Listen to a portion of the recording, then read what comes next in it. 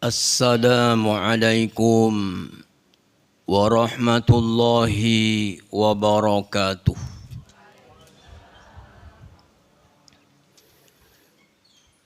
Alhamdulillahi rabbil alamin alladhi an'ama alaina bil imani wal islam وزينه في قلوبنا وكره إلينا الكفر والفسوق والعصيان أشهد أن لا إله إلا الله وحده لا شريك له الملك القدوس السلام وأشهد أن محمدا عبده ورسوله الذي لا رسول ولا نبي بعده اللهم صل وسلم وبارك على محمد وعلى آله وأصحابه والتابعين أجمعين أما بعد قال الله تعالى في كتابه الكريم وهو أصدق القائلين يا أيها الذين آمنوا اتقوا الله حق تقاته ولا تموتن إلا وأنتم مسلمون صدق الله العظيم. Para bapak dan ibu, saudaraku sekalian, segenap jamaah masjid Oasis Ar-Rahman yang dalam hal ini kita masih bisa melanjutkan segala aktivitas ibadah kita, terutama pada bulan Ramadan yang penuh berkah ini.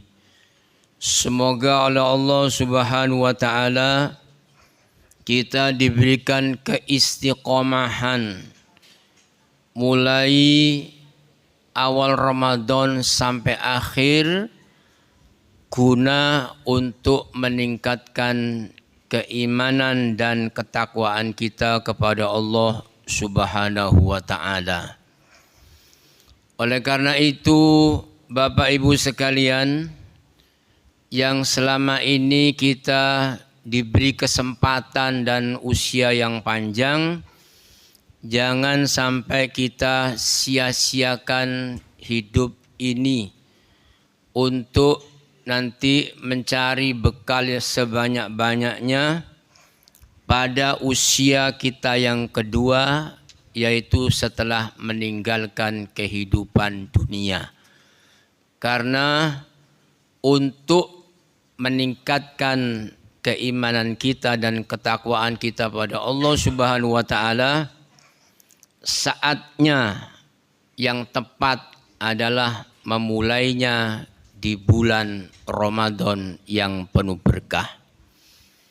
Saudaraku sekalian, karena iman kita ini tidak seperti imannya Rasulullah Muhammad SAW yang selalu bertambah-tambah semasa hidup beliau. Dan iman kita tidak seperti malaikat yang terus-menerus tetap tidak bertambah dan tidak berkurang. Nah, iman kita ini kita mengupayakan untuk selalu meningkat. Karena iman kita bisa mengalami pasang surut yang disebut oleh ulama al-imanu yazidu wa yanqus. Iman itu bisa bertambah dan bisa berkurang. Bertambahnya iman kita dan meningkatnya keyakinan kita perlu kita ketahui Bapak Ibu sekalian. Apa yang menyebabkan iman kita dan takwa kita meningkat? Yaitu iman menjadi meningkat dan ketakwaan bisa menjadi meningkat disebabkan yazidu bitta'at, meningkatnya dan menambah iman itu dengan cara taat pada Allah dan Rasulullah Muhammad SAW. Dan wayang kusu, iman menjadi berkurang dengan apa? Bil maksiat, dengan kemaksiatan. Karena itu ulama memberikan definisi takwa itu imtisalu awamirillahi wajtanibun nawahi. Takwa itu adalah menjalankan segala yang diperintahkan Allah dan menjauhi segala yang dilarang oleh Allah Subhanahu wa taala. Kehadiran kita sekarang di bulan Ramadan itu juga dalam maksud untuk istiqomah dan meningkatkan amal kesolehan kita, meningkatnya iman dan ketakwaan kita pada Allah Subhanahu wa taala. Karena itu segala yang diperintahkan oleh Allah Subhanahu wa taala itu tujuan untuk takwa dan membentuk akhlakul karimah. Kita perhatikan Bapak Ibu sekalian. Kita diperintah untuk ibadah puasa.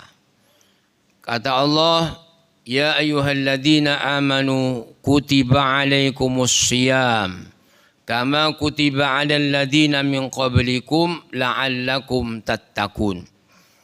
Wahai orang-orang beriman, diwajibkan atas kalian untuk berpuasa seperti diwajibkan atas orang-orang sebelum kalian agar kalian itu bertakwa.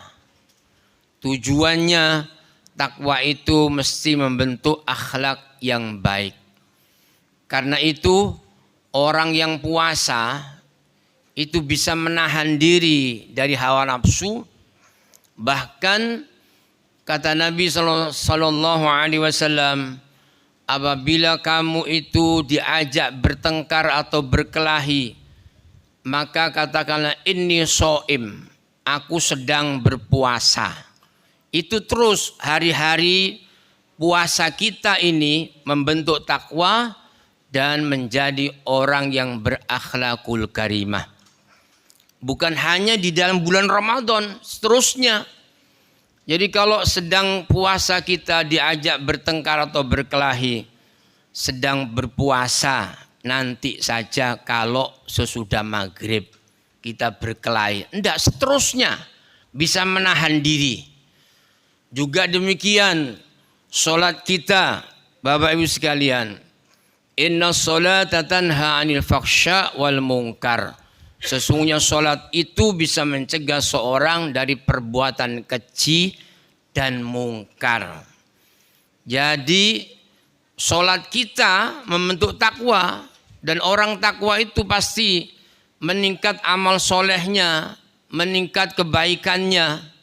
Jadi dia tercegah dari perbuatan keji dan mungkar. Kalau kemudian belum kelar melakukan ibadah sholat, masih maksiat, teruskan sholatnya.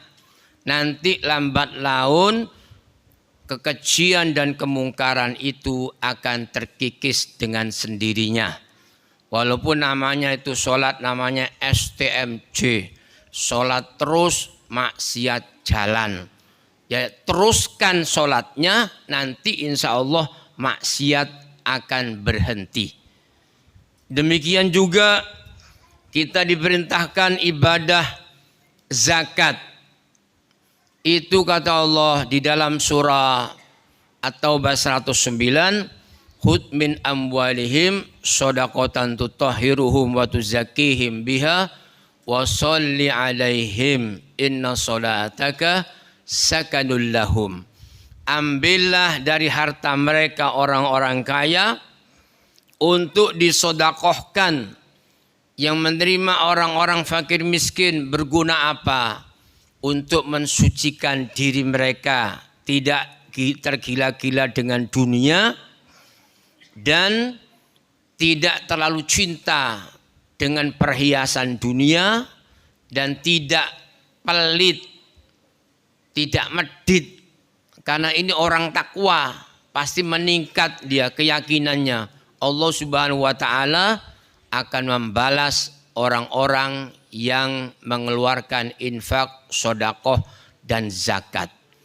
Karena itu saudara sekalian, takwa itu memiliki sifat dan ciri. Di antaranya adalah pertama al-khaufu minal jalil.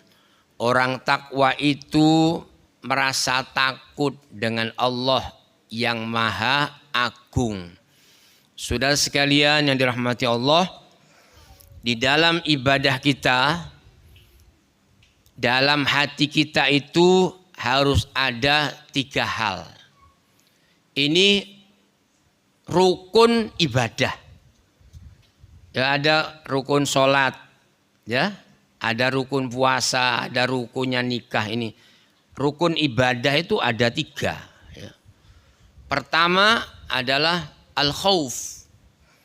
Dalam hati kita memiliki rasa takut, kekhawatiran kalau kita ini jatuh pada api neraka, ya. Sehingga bersungguh-sungguh takut dengan kemaksiatan, takut Allah itu murka dan tidak ridho kepada kita. Itu takut. Terus kemudian dalam hati kita, kalau sudah takut pada Allah kemurkaannya dengan siksa api nerakanya, jangan-jangan kita nanti terpreset ke neraka, memiliki rasa takut. Kemudian diiringi yaitu mahabbah. Mahabbah itu cinta pada Allah. Lalu iringi pula dengan roja, selalu berharap pada Allah agar supaya kita ini amal kita diterima oleh Allah dan bisa dijauhkan dari api neraka, bisa masuk surga. Cuma 3 hal ini bagi orang takwa di dalam nuansa hatinya itu, mahabbah, cinta kepada Allah itu lebih besar dari 2 hal itu tadi, yaitu roja dan khauf. Itu porsinya cinta lebih besar. Kalau mahabbah itu sekitar 40%, itu lebih besar.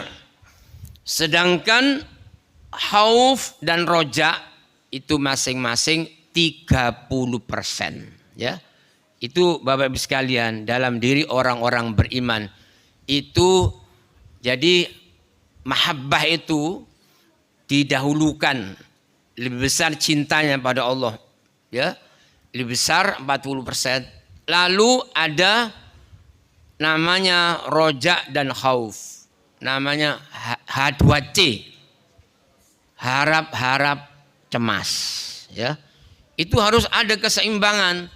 Kalau kita Bapak Ibu sekalian, namanya orang takwa, itu enggak imbang antara roja dan khaufnya, itu enggak imbang.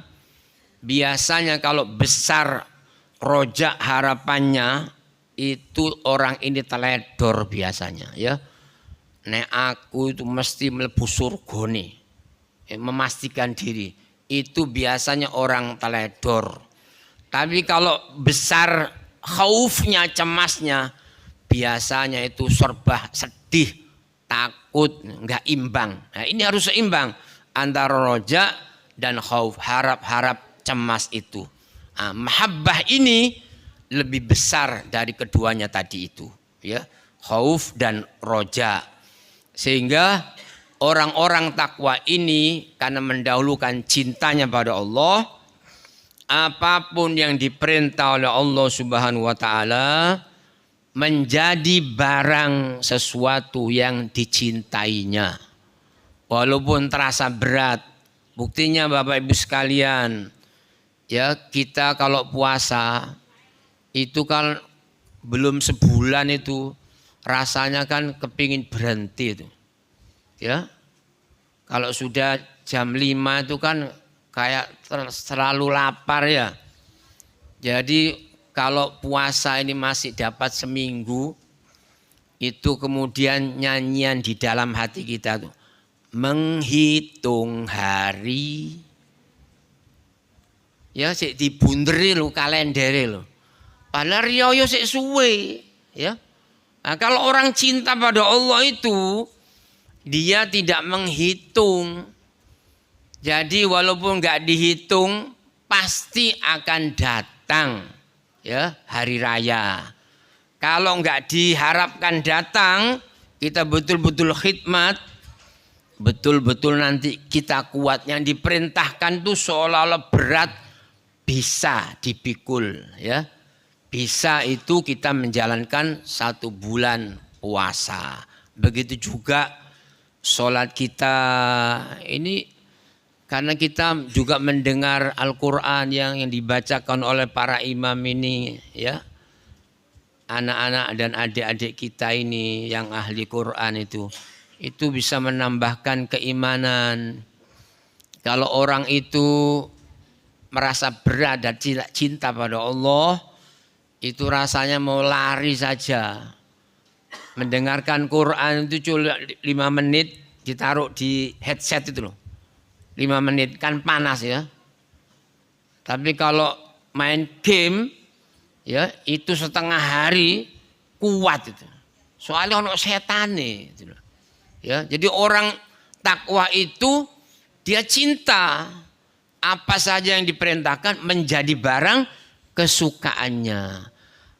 Apapun yang dilarang oleh Allah dan Rasulnya itu pasti ditinggalkan walaupun dia itu menyukainya ya. Itu orang takwa, al khaufu minal jalil. Ya, terus yang kedua ciri orang takwa itu akan meningkat keimanan dan ketakwaannya bila dia itu wal amalu bitanzil.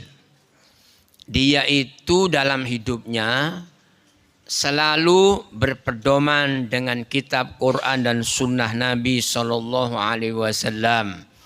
Dia selalu melandasi amalnya itu dengan amal yang soleh, yang diiringi dengan iman yang murni dan kuat, dan dipenuhi dengan hati yang ikhlas pada Allah Subhanahu wa taala, dan selalu ittiba kepada Nabi Sallallahu Alaihi Wasallam.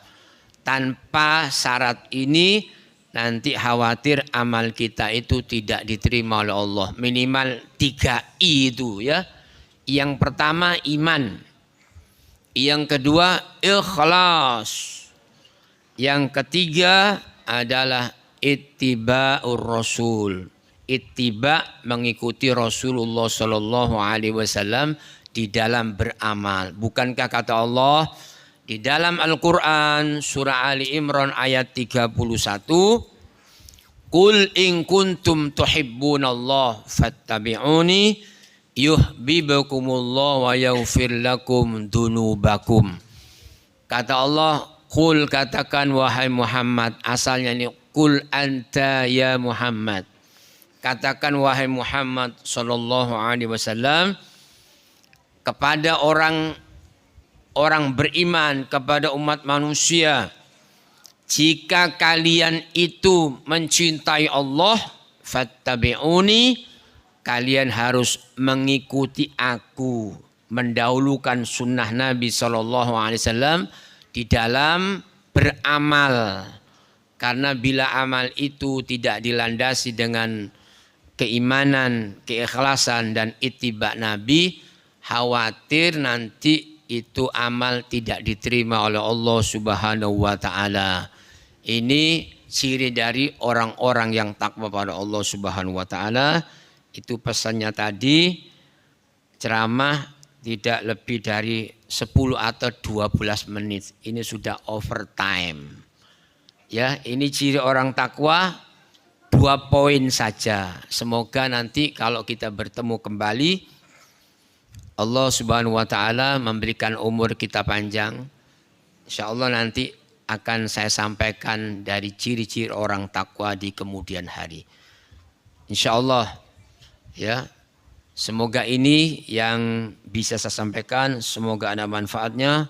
Wassalamualaikum warahmatullahi wabarakatuh.